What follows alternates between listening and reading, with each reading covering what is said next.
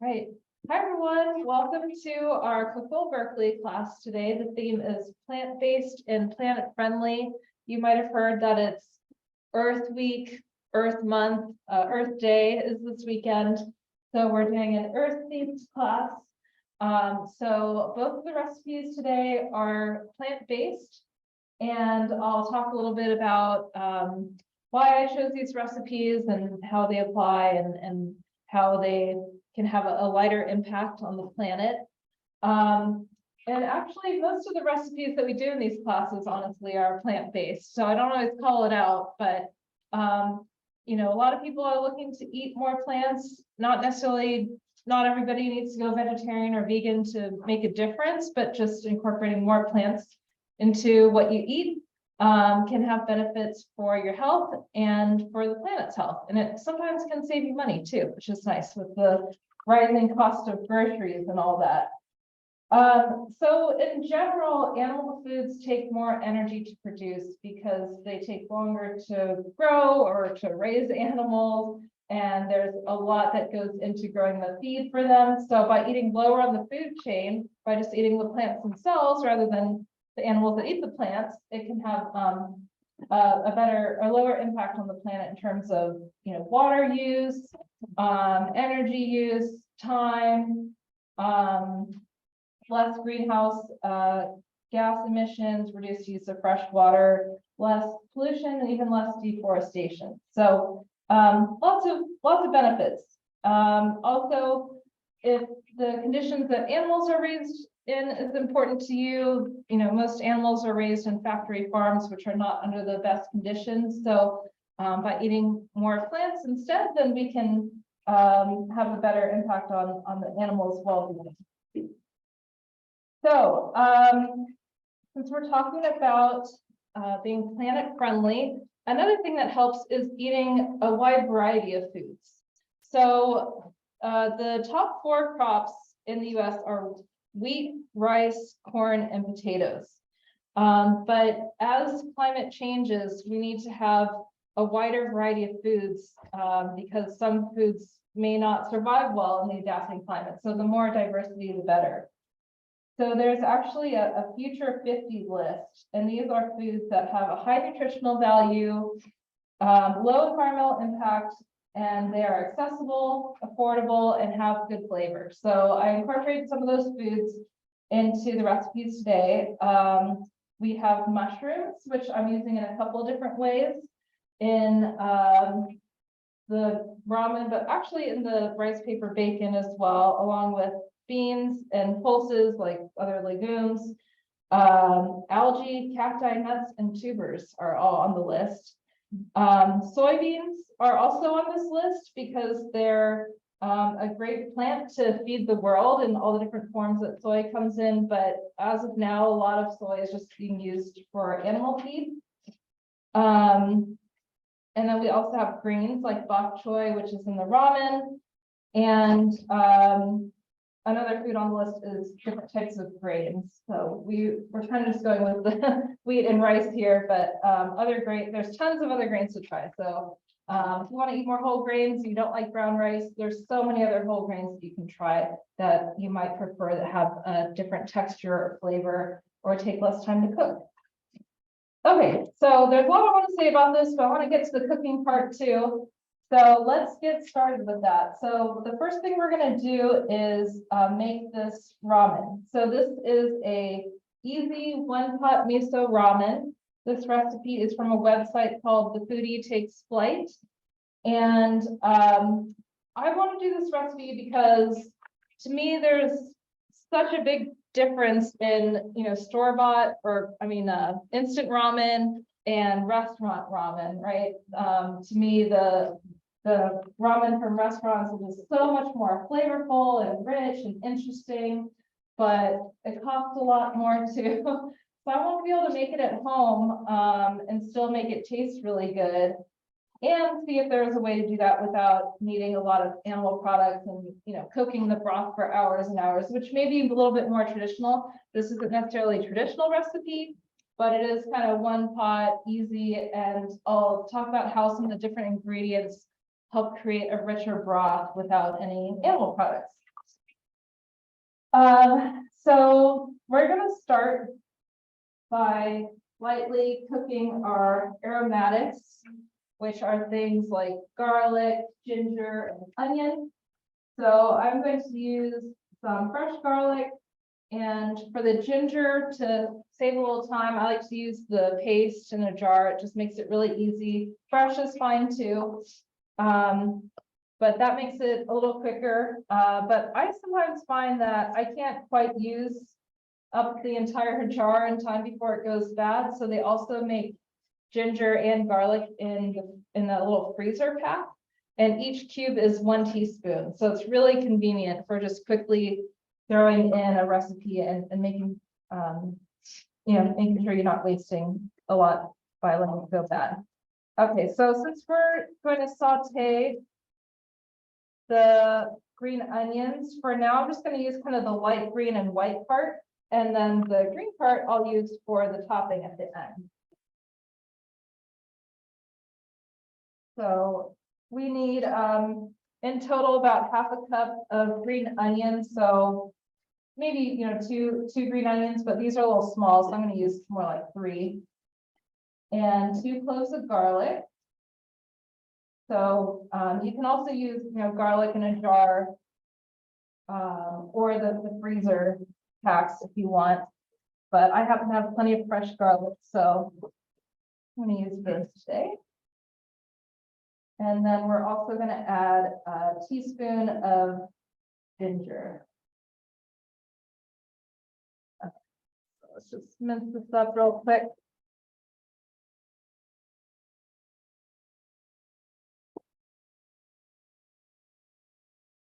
Okay, so usually, with soups, you start off with something that has a lot of flavor that you saute in the beginning, like onions, garlic, could be carrots or celery.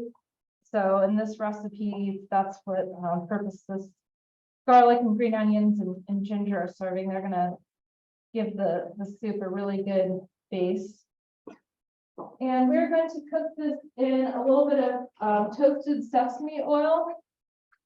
About 1 tablespoon. I'm just gonna eyeball it. So sesame oil is really flavorful, especially toasted. So they make a, untoasted sesame oil that is a little bit better for, high heat cooking, but we're not gonna heat this up too hot. We're just gonna kind of keep everything on a light simmer. So the toasted sesame oil is fine to use. I'm gonna throw in the 2 cloves of garlic, just the light green and white parts of the green onion, and then 1 teaspoon of ginger.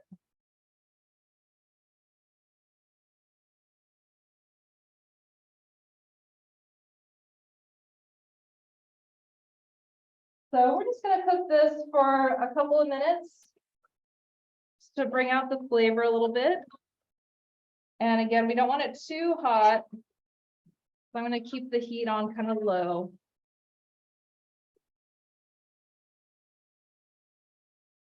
And then I'll get everything else ready to go. So we can set the other green onions aside for now. Okay, so then we're going to build in even more flavor with a few other ingredients here. And if there's one of these that you just can't find or you really don't like, you can probably get away with leaving it out because, each one is just contributing a little bit of a different flavor. The one that I probably wouldn't skip though is the miso. This is miso ramen after all. If you happen to have a soy allergy, miso is a soy product. There is chickpea miso. Might be a little harder to find, but that's available as an alternative.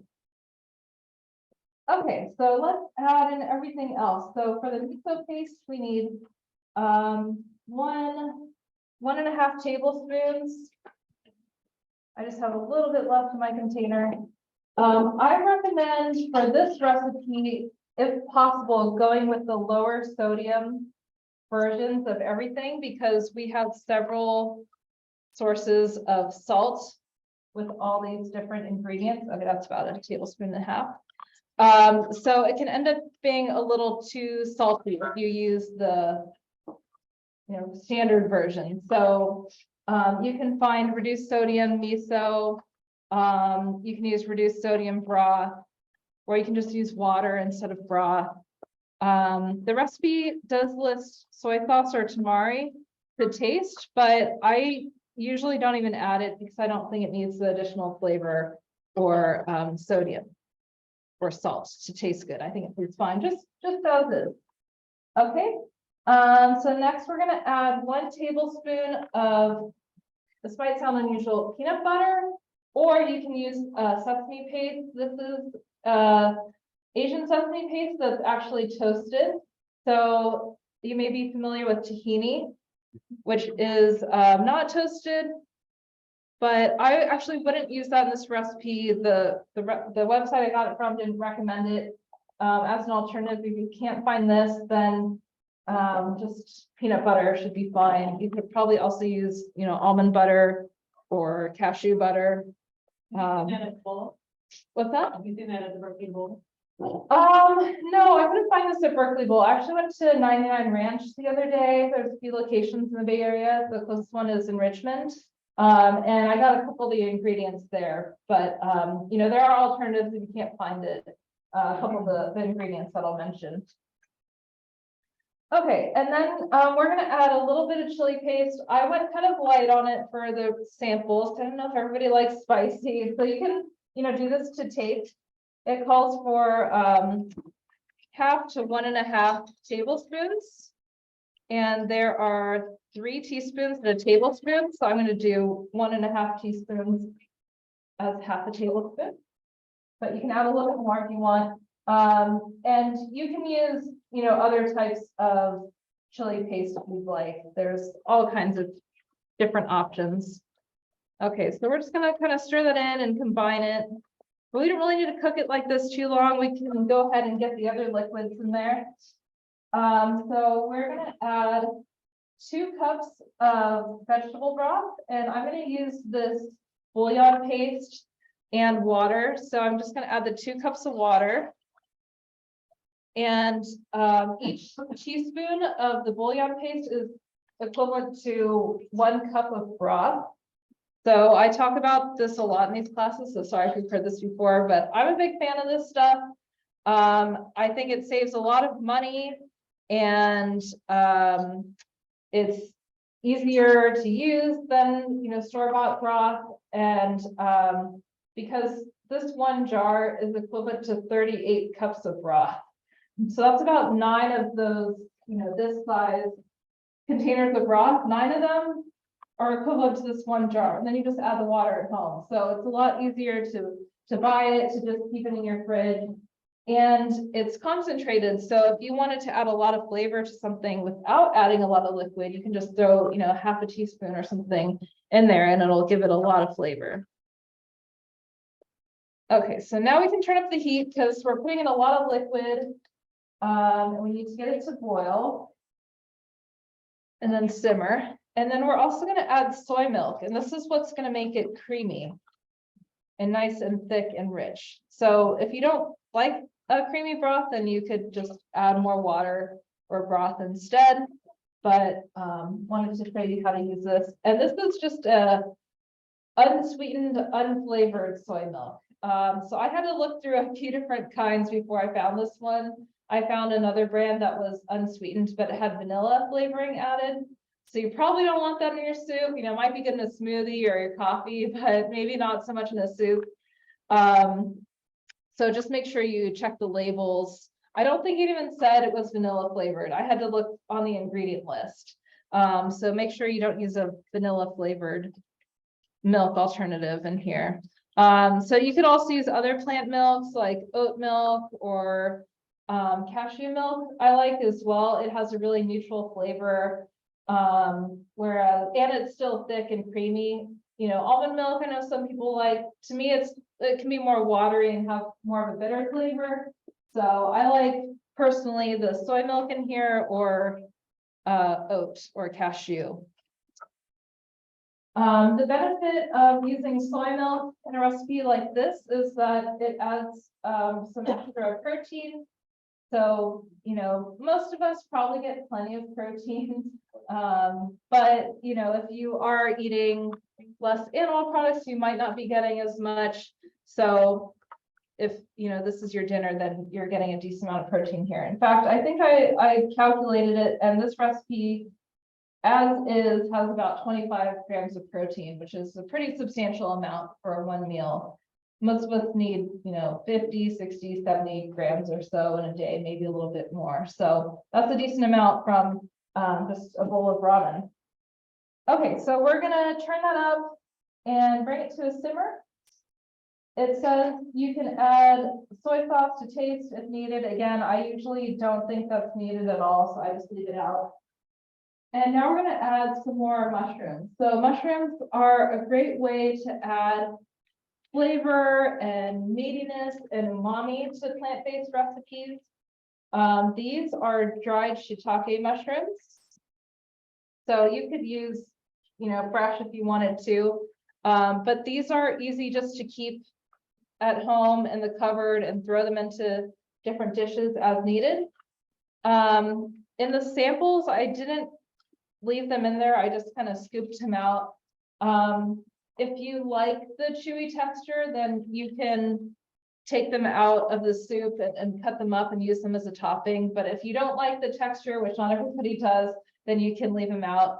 I find that dried mushrooms that have been rehydrated have a chewier texture than fresh mushrooms that have been cooked. So, it's kind of based on your personal preference there. But we're going to add them in, and this is going to give the broth even more flavor. So sometimes I'll do this to make, use it as a base for other recipes where I'll just cook the shiitake mushrooms in some water and heat it up and then take them out. And then you have like this rich, flavorful mushroom broth. It's really easy to make. Okay, so we're just gonna let that come to a simmer. And we'll get our other vegetables ready. So I'm using baby bok choy. You can use any other vegetables or greens that you like.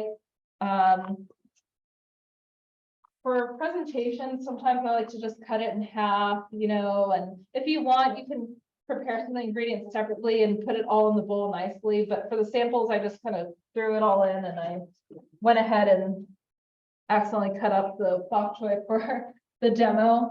So I'm just going to throw it in like that. And then we're also going to use some corn. So I just have some frozen corn that's been thawed. I think it makes a really good ramen topping. But yeah, you can use other greens if you want. You can use, spinach or kale, or there's all kinds of other Asian greens like, gailan, or all types of choy, things with the name choy in it. Yu choy is an example. So yeah, use whatever you like. So we're just gonna let that come to a simmer, and then once it's there, then I'll add in the bok choy, and then the noodles really just at the end. They cook pretty quickly. I'm using these ones. They're individually packaged, which isn't great in terms of plastic use, but that's what I found for this class. But I found that Berkeley Bowl actually does sell ramen in the bulk section. So if you wanted to, use less packaging, you could bring your own container, and they take out the tare weight, which is actually what I did for some of the other ingredients, like this nutritional yeast. So some grocery stores let you do this. You bring in your jar or your container, whatever it is, you have them weigh it, they put the weight down, you go and fill it, and then they weigh it again, and they take out the weight of your container, and then there's, pretty much no waste. So that's what I did with this nutritional yeast. I'm going to use for the bacon. Okay, so this is starting to simmer. I'm going to turn it down and throw in the bok choy. So a lot of types of broth, they take hours to cook to really bring out all the flavor, and that for, ramen is probably a little bit more of a traditional way of making it. But if you just want a quick, easy recipe, then this is a nice way to do it. Okay, so let me just slice up the rest of the green onion for a topping. Some of these are a little wilty. Take them out. Okay, and while we're waiting for that to finish cooking, then we can go ahead and put together the rice paper bacon. Move stuff out of the way.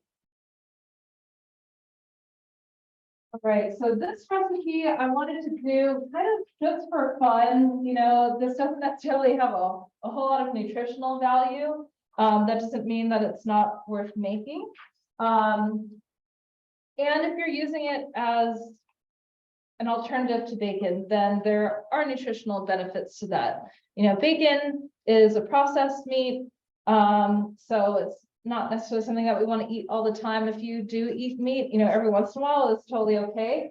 But by replacing the bacon with just rice, basically, then you're getting a lot less saturated fat, which is associated with a higher risk of disease. You know, for this class, you're just kind of eating the rice paper bacon by itself as a sample. But you could make a BLT with it. You could crumble it up and put it on a salad. You can even wrap things with it and cook it. So for example, you know, bacon covered dates, sometimes they're stuffed. You could totally make that with this. You would just, before, you know, make the marinade, dip it in, and then cover the date or whatever it is with the rice paper bacon, and then bake it at that point. And I'll show you what I'm talking about in just a second. Okay, so let's actually just finish up this ramen real quick. This recipe really is best fresh. I'm going to throw in about half a cup of corn too. So as you noticed, the samples, probably the noodles continue to absorb the broth. So the broth kind of gets thicker and less of it. And then the noodles get a little bit overcooked. So it's really best fresh. So if you wanted to make this for lunch or something, maybe you just make everything else and then just add the ramen kind of at the last minute. Maybe reheat it or heat the raw noodles in some hot water and then throw it all together. And if you're looking for a convenient lunch ramen, we actually have some recipes on our Cookbook Berkeley page for instant noodle cups that are homemade. So not going to be quite as rich as this recipe. But the idea is you take some kind of paste, usually, I think there's 4 different variations on the website. Some, you know, vegetable broth, and then maybe some miso. You put that at the bottom. And then you put in the other toppings, vegetables, quick cooking vegetables like spinach or shredded carrots. And then when you're ready to eat it, you put, or actually you put the raw noodles in there, you seal the jar and keep them in your fridge, and you grab it when you go to work. And then when you're ready to eat it, you pour boiling water over it and cover it and let it sit for a couple of minutes. So it's like an instant noodle cup, but it's homemade and you can add whatever you want to it. It can be a little tricky to get everything just right. When I've done that, I usually, you know, pour the hot water over and let it sit for a couple minutes, and I end up pouring it into a bowl and microwaving it for another minute or two, just to make sure everything gets nice and hot and the noodles get fully cooked. Okay, so I'm just going to turn the heat down because these noodles are really thin and cook really quickly in, you know, a minute or two.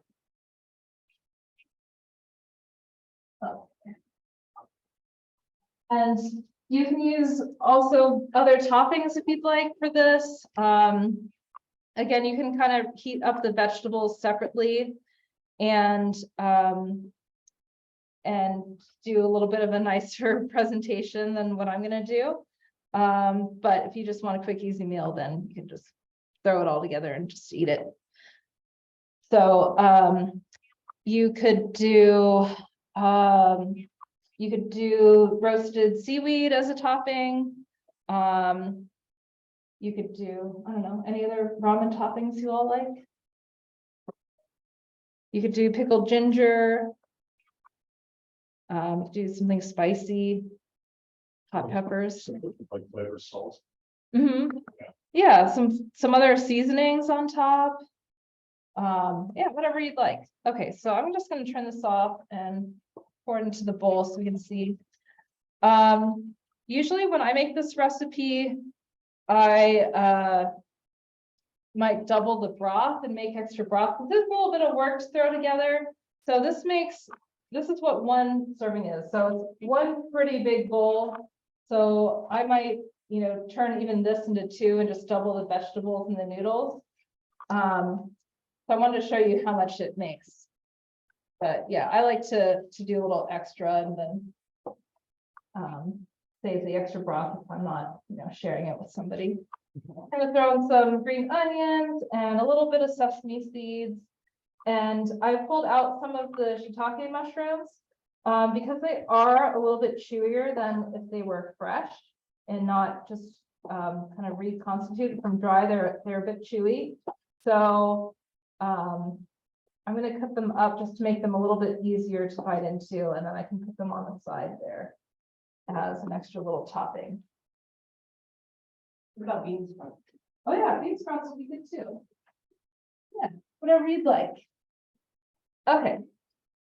So that's the ramen. Let's see how we're doing time. Okay, we're good on time. Okay, so now let's do this rice paper bacon. Oh, the extra samples are over there. So I found square rice paper. I also got this at 99 Ranch, but most grocery stores do have rice paper. They might just have the round kind, which is totally fine. The picture on your recipe handout is using round rice paper.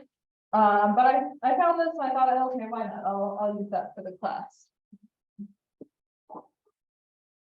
So what we're gonna do is we're gonna make marinade for the rice paper. You want to you can mix it up in a smaller bowl, but eventually you want to put it in a big container. If I was at home, I'd probably use a casserole dish to make it fit better, but this is what I had here, so I'm just gonna use a big bowl. So we're gonna mix it all up in here. Okay. So again, we're kind of emulating an animal product that has a lot of flavor naturally from smoking process and all the fat and all that kind of stuff. So I'll show you how to do that using just some plant-based ingredients.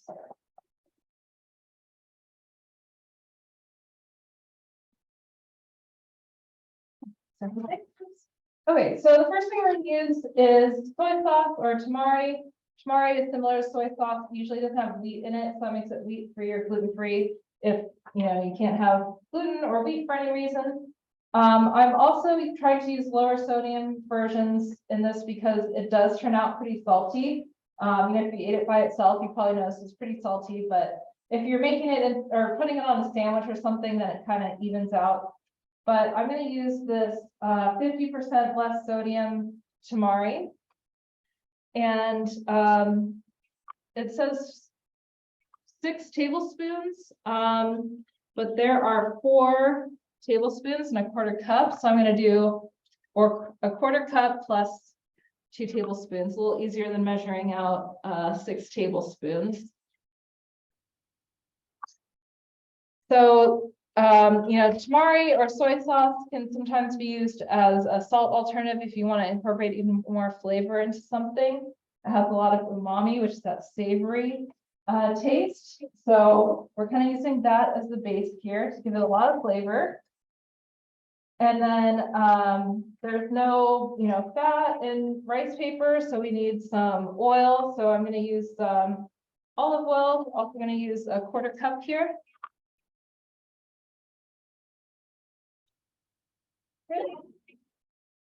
1/4 cup of olive oil, and you can also use other types of oil. They would work just fine. And then we're going to add some nutritional yeast. So this might be something that you don't have at home. But if you're trying to make more plant-based recipes, you might find that you use this more often. But if you aren't so sure about it and don't want to buy a big container, you can buy it in small amounts in bulk. You can just buy whatever you need. But this is going to kind of thicken the sauce and also just give it a more complex flavor. It actually kind of has a little bit of a light cheesy flavor. So we're going to add a 1/4 cup. It's actually 1/3 cup right here, so add a little bit less. My quarter cup went missing. Okay, and then we're gonna add a tablespoon of maple syrup, to kind of give it that sweet maple bacony flavor. And I'm actually using this is a maple agave blend. So that's just what I happen to have. Sometimes maple syrup, the good stuff can be kind of expensive. So by blending it with agave, it makes it a little bit more affordable. And then we're gonna add some seasoning. So we're gonna add a whole bunch of garlic powder, a whole tablespoon. This I also bought in bulk using my own container. And it's really affordable. I think when I bought it, it was pretty much full and it looks like it cost me $1.40. So it's probably significantly less than if you had to buy the whole container. Okay, and then we're gonna add some mushroom seasoning. This is optional if you can't find it. This one's actually from Trader Joe's. You might also be able to find mushroom powder. So again, mushrooms add a lot of flavor, the meatiness, umami to recipes. So we're gonna add 1.5 teaspoons. This recipe is from a website called The Edgy Veg, which is all plant-based recipes. And they actually call for either mushroom powder or MSG. So you might be surprised to see that.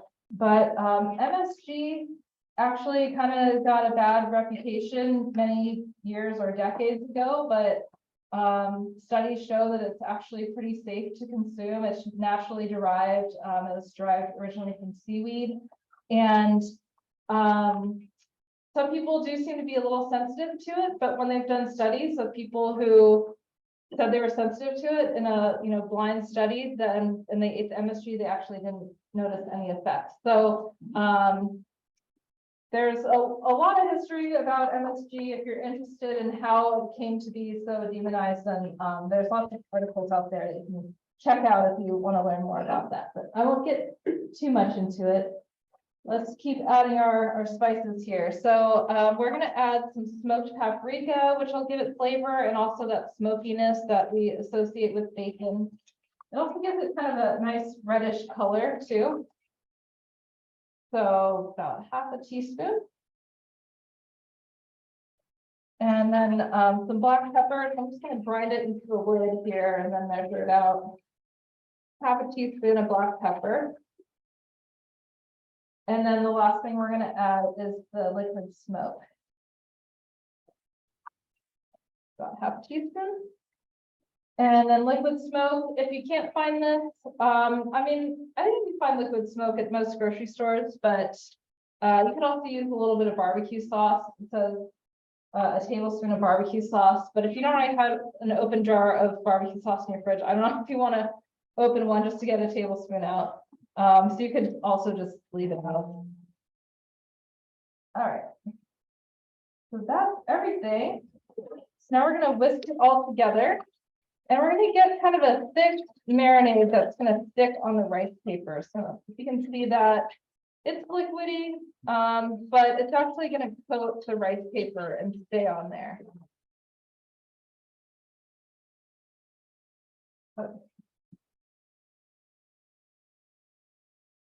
So we need a few big containers.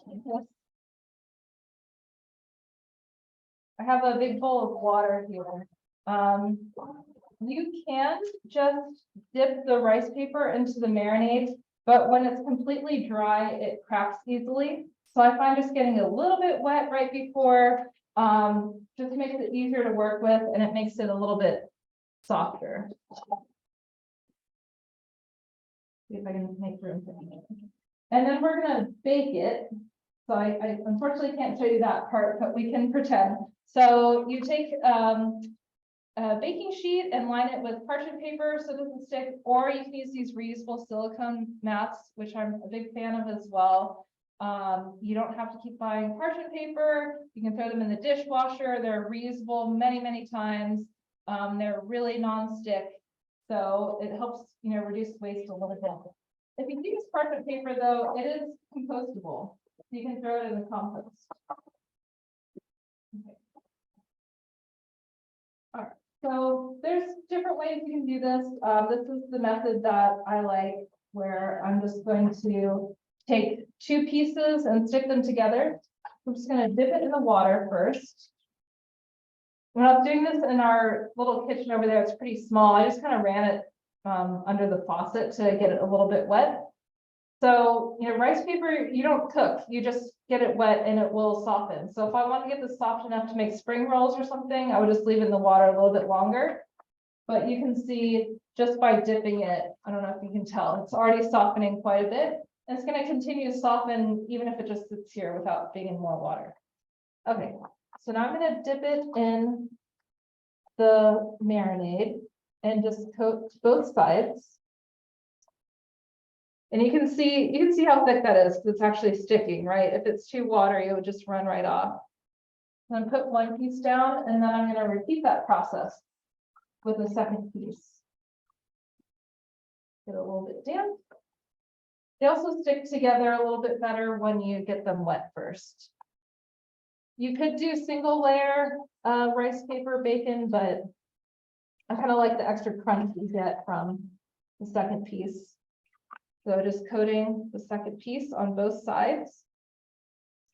And then look at these so you can see what I'm doing. So then I'm just pushing it all together. And then the easiest way to do is to cut it with kitchen shears. So if you don't have it, you can use just a knife. Maybe you can try to show. It's a little bit harder though, because it's so long. And, the rice paper isn't fully softened yet, but it is doable. Just cut it to strip about an inch and a half wide. You can also use a pizza cutter if you have one of those too. But I find the kitchen shears to be easiest. We're just going to cut these into strips. And if you have the round rice paper, you just do the same thing. Just your two pieces on the end will have a little bit of a round edge, but that's totally fine. You can cut it thinner if you want, but I'm doing about 1 inch for each piece. And then we're just going to lay these out. Give them a little space in between because somehow, these things can really separate in the oven. Some of the ones I just made, like the two pieces were totally next together. I don't know how they got so far apart. They migrated in the cooking process. The oven's pretty hot, 400 degrees. And because it's so hot and this is very thin, make sure you watch it carefully because it can burn easily. So start with maybe 7 or so minutes and then, check it and just keep checking. It will continue to crisp up once you take it out of the oven, just like regular bacon. So try cooking it a little bit less, take it out, put it on a cooling rack. And if it's not done to your liking, you can always throw it back in for a little bit longer. You might also need to do a few batches. So, one sheet, especially for this big square rice paper, takes up almost a whole baking sheet. So you might do a few batches. If you're making this for breakfast one day or something, and this is enough, you can just save the rest of the marinade in the fridge and make more later. It will keep for a few days at room temperature or a few days in the fridge. But you can always just make extra marinade and have it available so it'll last a little while. The marinade that I made, especially with the square rice paper, it has significantly more surface area around stuff. So you might need a little bit more. So for the 10 pieces of square rice paper, I might actually double this recipe. All right, how are we doing on time? Okay. Let's see. So I can't show you how to bake it, but you pop that in the oven and then here's some of our leftovers over here. You can see it's nice and crisp. If you like it extra crispy, you can bake it to your taste. All right. There's also other ways you can cook things that have a smoky bacon-like flavor, like mushrooms. You can do this with mushrooms, you can do this with eggplant. I've seen it done with carrots, even banana peels, believe it or not. Haven't tried that one myself. You could use tempeh, you could use tofu. So if you just want that smoky, rich flavor, there's lots of other foods that you can use, but I wanted to show the rice paper because it's just kind of fun and interesting, and it looks kind of cool. So, and there's other ways you can use it, like you can use it to wrap things. So yeah, store it once it's cooked in an airtight container at room temperature for up to 3 days. And this says actually will stay okay in the fridge for a few weeks, so you can make a whole big batch. It won't be quite as crisp after a day or so in the fridge though. So if you like it crisp, then I would just try to make it fresh. So let me see if there was anything else I wanted to mention. There's so much to talk about and so little time. Oh yeah, so we have other plant-based classes on our website. All our classes have been recorded for the last few years. All the recipes are online in a gallery format so that they're really easy to find. So we did this class, plant-based and planet-friendly, last spring as well. I also did a plant-based tips and tricks. So I kind of talked about some of the tips and tricks that we did today, like how to build more flavor without animal products. So that's a good one if you're trying to get started in incorporating more plants into your diet. And then again, pretty much all of our other recipes that we've done are plant-based. So lots of ideas for you on our website. And in addition to the benefits for the planet of eating more plants, just in general, plant foods tend to be pretty nutritious and good for our health. We've got generally a lot of fiber and vitamins and minerals and antioxidants, better, fat profiles in general for plant foods, more unsaturated fats, less saturated fats. So that's better for our heart health. And a lot of people in the US don't eat enough vegetables and whole grains and beans and fruit and nuts and seeds. So, most of us can benefit from trying to incorporate some of these foods. These foods can also help reduce the risk of chronic disease like diabetes, heart disease, and certain types of cancer. So that's all we have for today. If you stick around, then we're also going to do a raffle. But before we end, does anybody have any questions? You ever seen whole wheat ramen?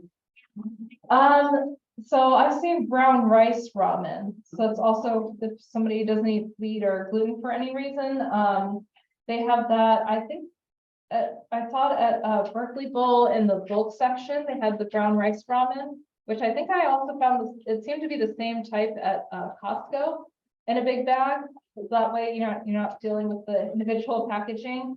They had another one I didn't quite look at, but it was black in color, so it might have been like a black rice ramen. So there are all other kinds of noodles there. And if you have trouble finding ramen, you could just to make it easy, you could throw in other types of noodles too. Yeah. Have you ever tried to make like a soy koji like based bacon? No, I haven't tried that. What's that? There's this company called Prime Roots and they make it. Oh. It is really good. Oh, okay. I want to try making it at home, but I don't know how. Yeah, Prime Roots. I've heard of this brand. They make all kinds of meat alternatives, right?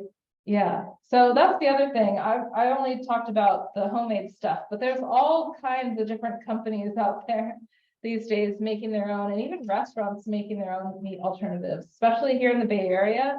There's a lot of different options that you can try. Okay. Is it the rice paper that you're using? Is that what they use to make sushi and put that together? Looks familiar. I'm not sure if that's what it is. This usually is to make things like spring roll. Sorry. Yeah. So that's actually what it shows on the back.